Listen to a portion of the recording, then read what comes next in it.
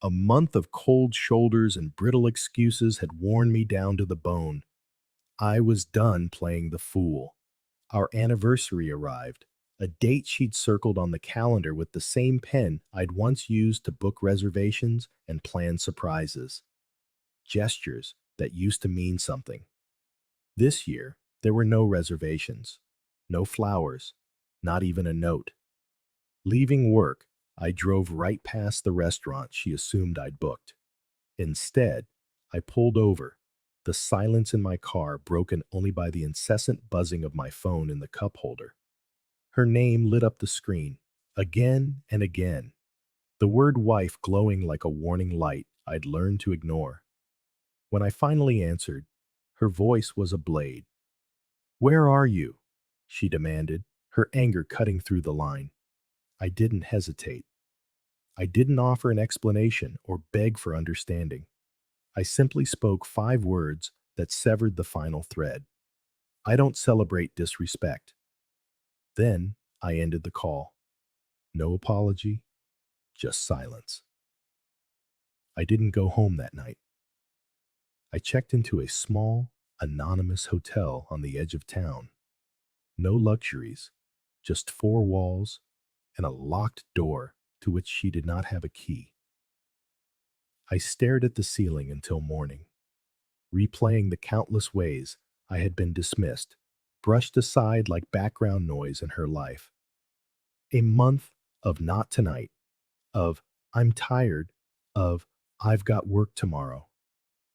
Yet when her friends called, she found the energy. When her coworkers wanted drinks, she laughed and stayed out late. I had become invisible in my own marriage. The next morning, I moved with a cold, methodical precision. My first stop was the bank.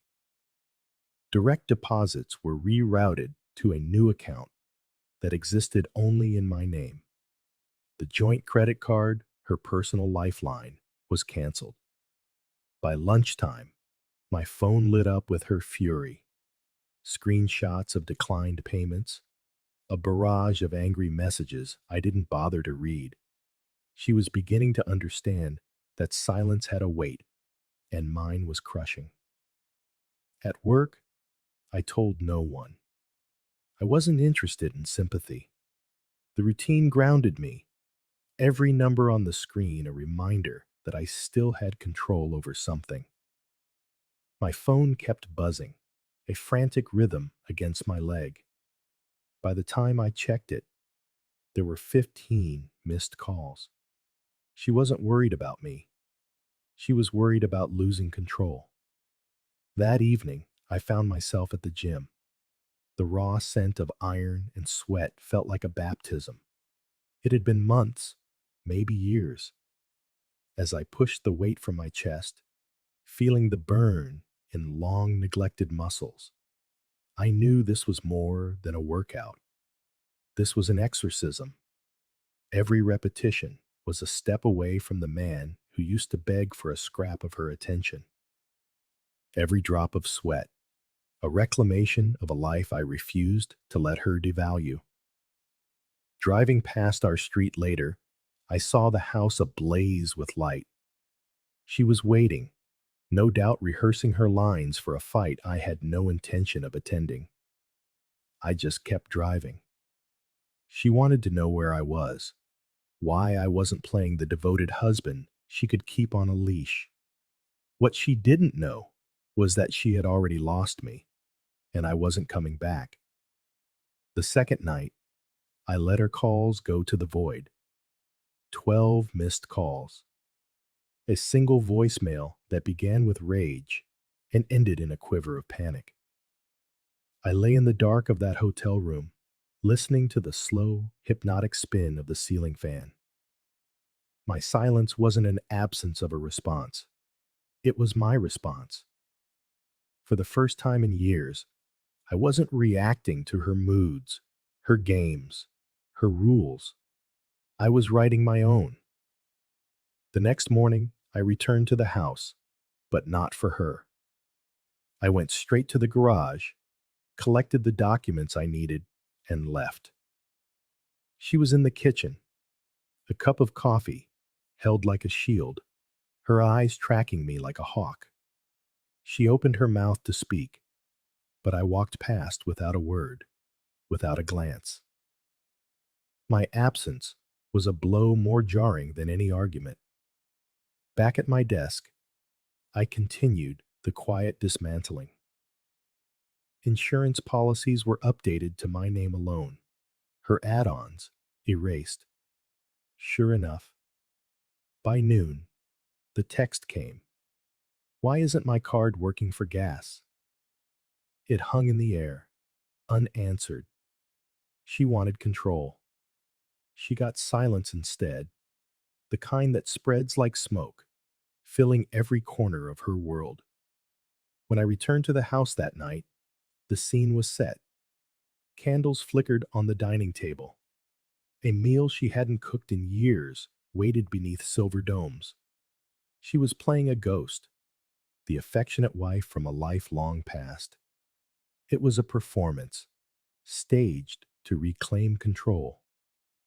I played my part. I sat. I ate in silence. I thanked her, my voice devoid of warmth, and then I walked away. Is everything all right? She called after me, a tremor in her voice. I paused at the bedroom door and answered, calm and steady. Better than it's been in a long time. And as I closed the door, I saw it. The first crack in her mask, not of anger, but of a dawning, terrifying doubt. The ground was shifting beneath her feet, and she was realizing, far too late, that I was no longer in her orbit. The foundation of her comfort, the safety net she took for granted, was gone. I had systematically severed every tie. Joint accounts, utilities, credit lines, all of it was now mine alone. It wasn't about revenge. It was about clarity.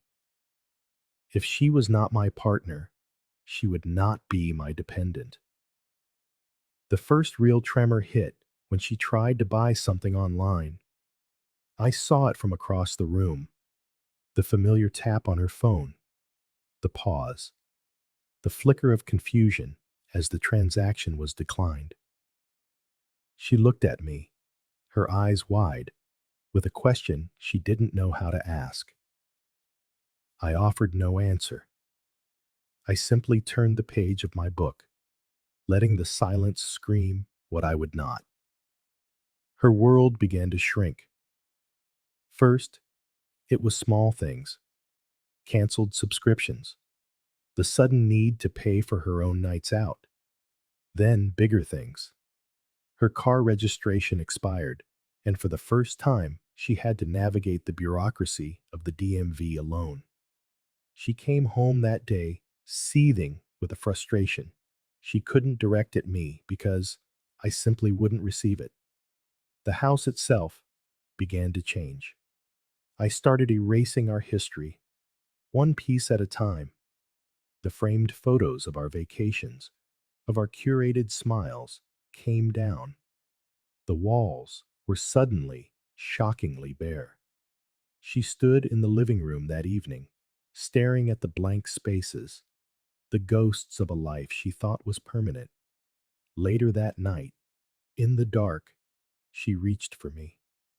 A hand on my shoulder, my name whispered like a prayer. But I remained perfectly still, a stone in the bed beside her. The distance between us was no longer an empty space. It was a wall, and for the first time, she understood she had truly lost not just my affection, but something she valued far more: control.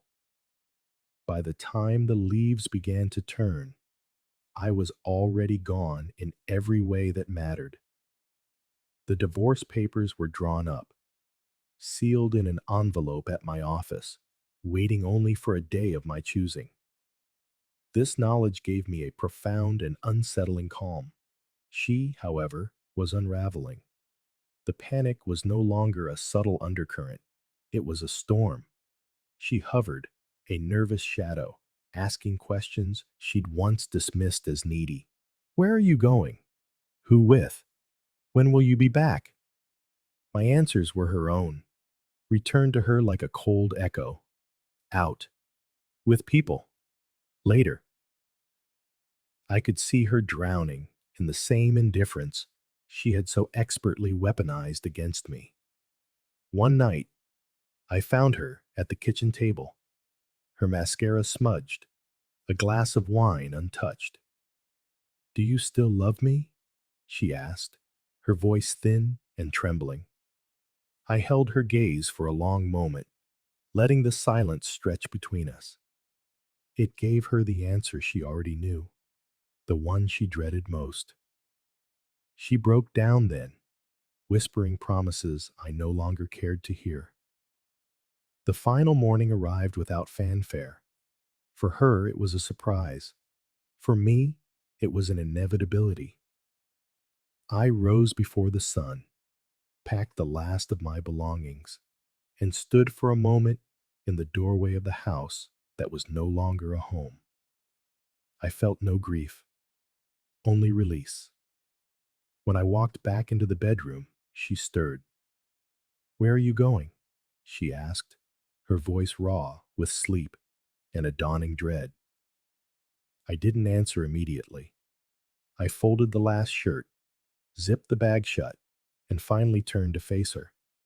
The fear in her eyes was absolute, the kind you see when an ending becomes real. She whispered that they could fix it, that she would change. I didn't argue. I didn't list the months of contempt hidden behind her sighs or the nights I'd spent begging for a connection she couldn't be bothered to give. She knew. She had just never believed there would be a consequence. On the nightstand, I placed a single, sealed envelope, the signed papers, the quiet punctuation to our story. Her voice broke as she called my name, a desperate, fraying sound. I paused in the doorway, my hand on the frame, and let the silence say what needed to be said. She wanted a fight, an argument, a scene to play. I gave her none of it. Instead, I gave her the only truth that mattered, a line she would replay in the quiet for years to come. I don't disappear, I said, my voice calm, steady, and utterly final. I just stop being where I'm not wanted. And with that, I stepped across the threshold, closed the door on that life, and never looked back. The morning air was crisp and clean. The world felt new. She was left alone in the silence, with nothing but the echo of her own choices and the stunning, irreversible reality of the man who was finally and forever gone.